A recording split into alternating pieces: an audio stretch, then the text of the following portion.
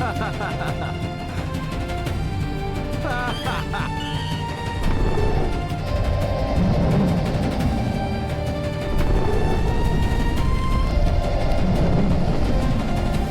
power is mine!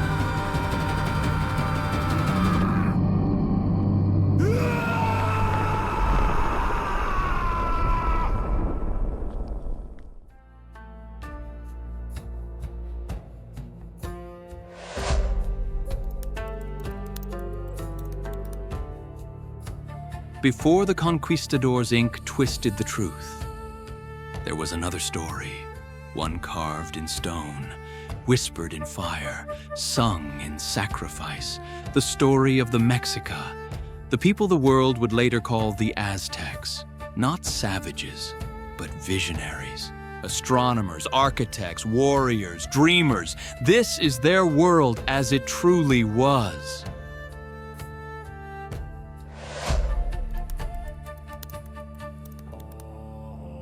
Long ago, before the rise of cities or the fall of empires, there was Chicomoztoc, the place of the 7 caves, a sacred origin buried in mist, legend, and memory. It is said that from these caves emerged 8 Nahua tribes. Each carried the seeds of culture, the bones of ancestors, and the breath of forgotten gods. Tepaneca, Acolua, Chalca, Tlaxcalteca, Huexotzinca, Tlahuica, Xochimilca, and the last to emerge were the Mexica. They were not powerful. They were not many. They were exiled, landless, mocked, called dog people by their neighbors. But the Mexica had something the others lacked: a prophecy and a god.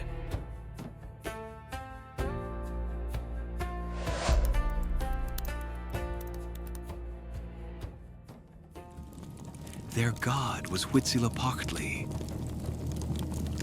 Hummingbird of the left, not a bird, but a blazing force of will, the sun in its warrior form, a divine flame who demanded blood and courage.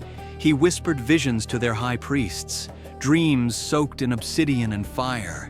He promised them a home, a city greater than any that had ever existed, but only if they obeyed.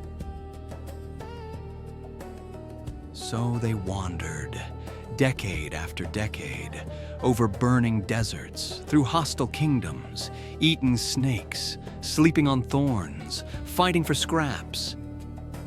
They carried Huitzilopochtli's image wrapped in turquoise cloth, never letting it touch the ground. And always, they watched the skies, searching for a sign, an eagle, a serpent, a cactus.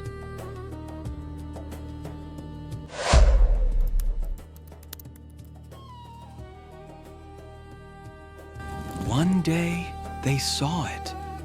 An eagle devouring a serpent perched atop a cactus, growing from a stone in the center of a lake.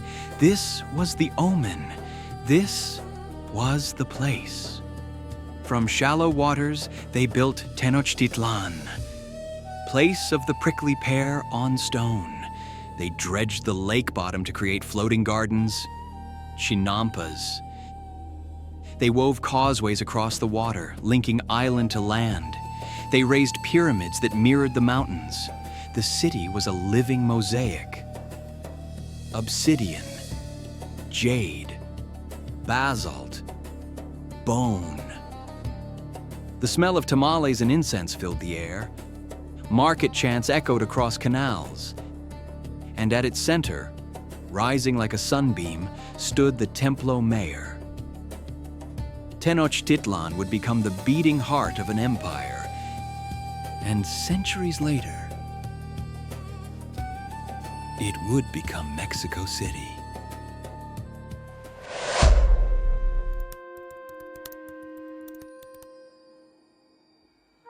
The Mexica did not waste time. Their world pulsed with discipline. Children were taught to speak with precision, to carry themselves with humility. Boys learned to farm, fight, and count the days by the stars. Girls learned to grind maize, spin cloth, heal the sick. The day began before sunrise, bathing in cold water to cleanse body and soul.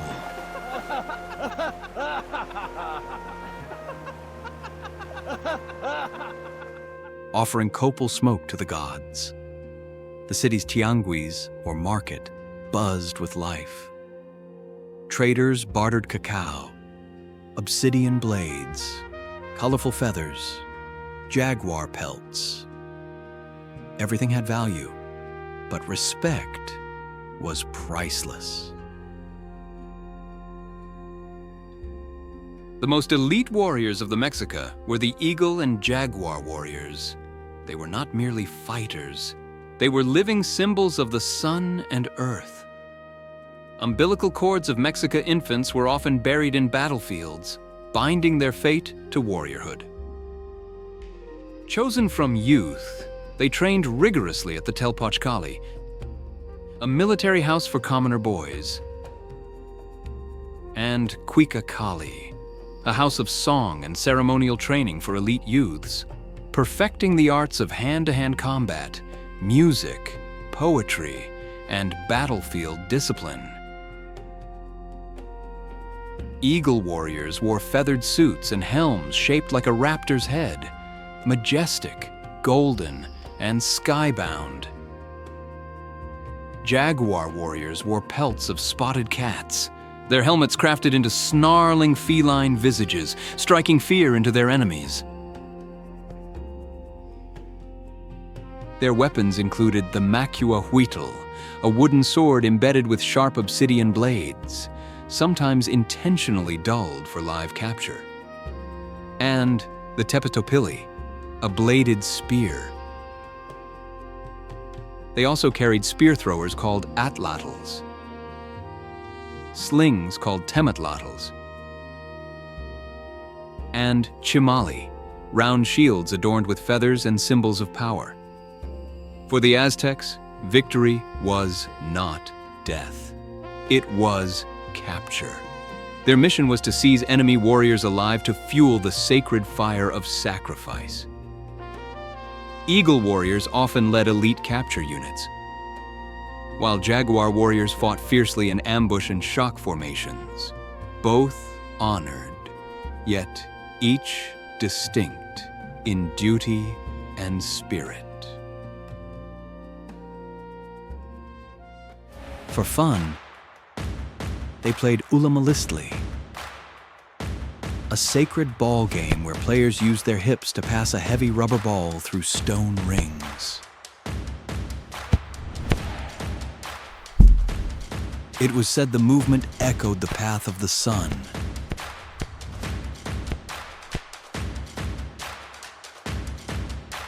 Some say the losing team was sacrificed.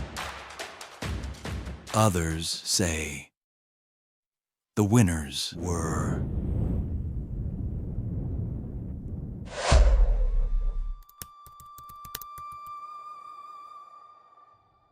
The Mexica lived in a universe teeming with gods. Each force of nature, each concept of time, had its own deity. Quetzalcoatl, the feathered serpent, god of wind, learning, and creation. Tezcatlipoca, the smoking mirror, lord of conflict, sorcery, and destiny.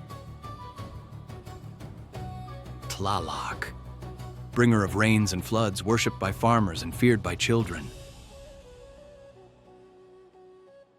Totec, flayed lord of renewal. Mictecachihuatl, lady of the underworld who watched over the dead. And above all, Huitzilopochtli, not just the god of war, but the god of motion, the force that kept the sun alive.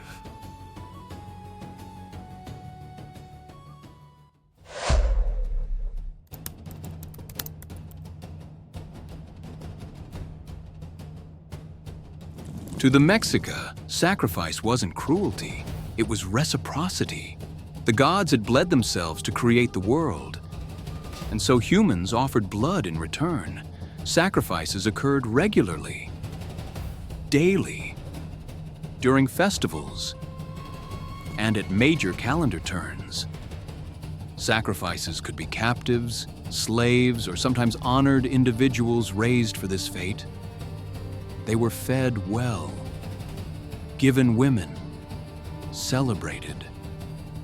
For a full year, a man might live as the avatar of a god. And when the time came, he climbed the steps. His body was painted sky blue, like Tlaloc's storms. Neck hung with marigolds. Anklets of jade clinked with each step. Drums pounded like thunder. At the top, 4 priests held him down. One stood above, cloaked in jaguar pelt.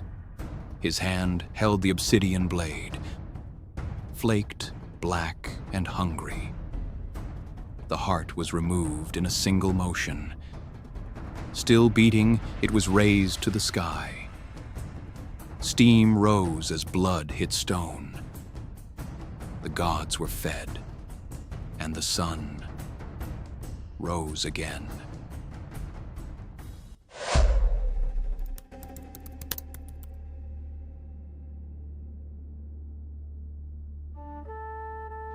The name Moctezuma echoes through time, but there were 2. Moctezuma I, an empire builder. He forged alliances, conquered cities, built aqueducts, planted gardens. His reign marked the Golden Age. Under his rule, the Triple Alliance was born.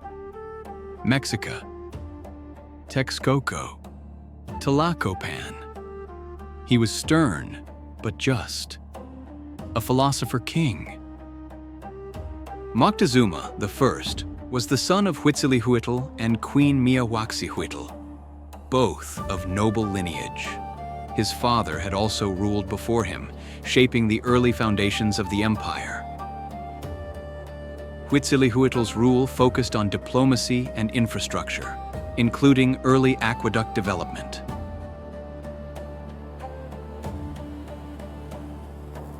He died around 1417 CE, likely of illness, and was remembered for political tact.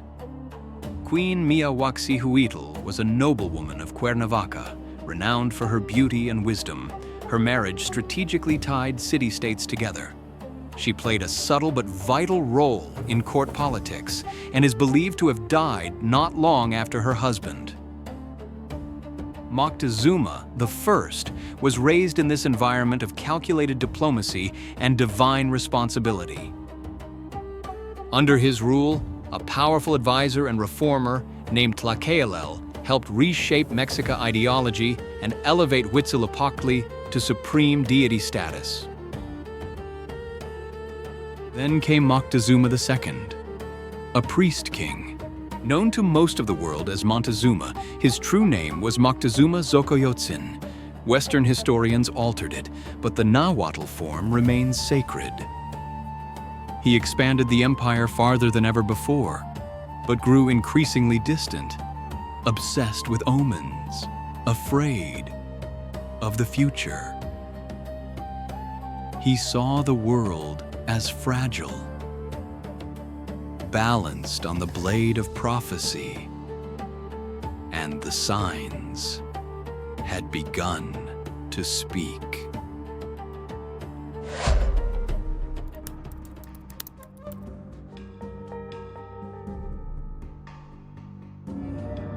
By now, the Mexica Empire stretched across vast lands. But power came with pressure. Dozens of conquered peoples sent tribute. Cotton, maize, cacao, turquoise, and sometimes warriors. Some resisted, like the Tlaxcalans. Others submitted out of fear. Every festival season, young men from conquered villages were taken to fight or to die. The tribute lists grew heavier, the resentment thicker, and deep in the forests and highlands, rebellion simmered.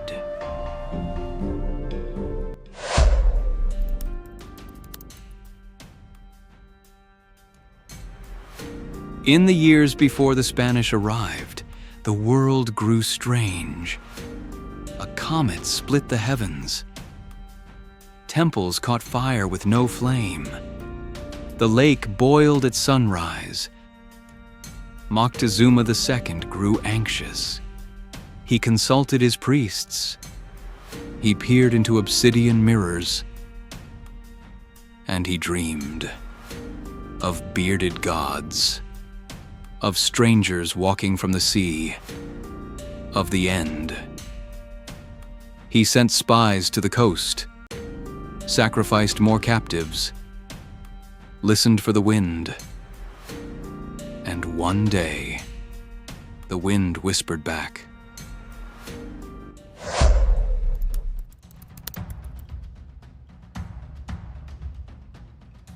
from the Gulf Coast, Nahua scouts froze mid-step. The sea didn't end, but it broke. White towers floated across the horizon, wings of cloth, bearded men in armor, creatures with hooves and screams, horses never seen before. Some scouts fell to their knees, some ran, some stared in silence. Back in Tenochtitlán, the sun rose as always, but the world had already changed. No one knew that a world was ending and another was just beginning. Hey everyone! I want to thank you for watching part 1 of our Untold Aztec saga. My goal is to keep creating stories like this, to take on the legends, battles, and heroes of the past and make them feel alive again. If you enjoyed this episode and want to see more, whether it's the rise of the Mexica, the myths of gods and warriors, or the untold chapters of other cultures, your likes, comments, and subscriptions make all the difference. The more support this channel gets, the sooner I can bring the next story to life. So join me in building this world one epic scene at a time, and I'll see you in the next episode.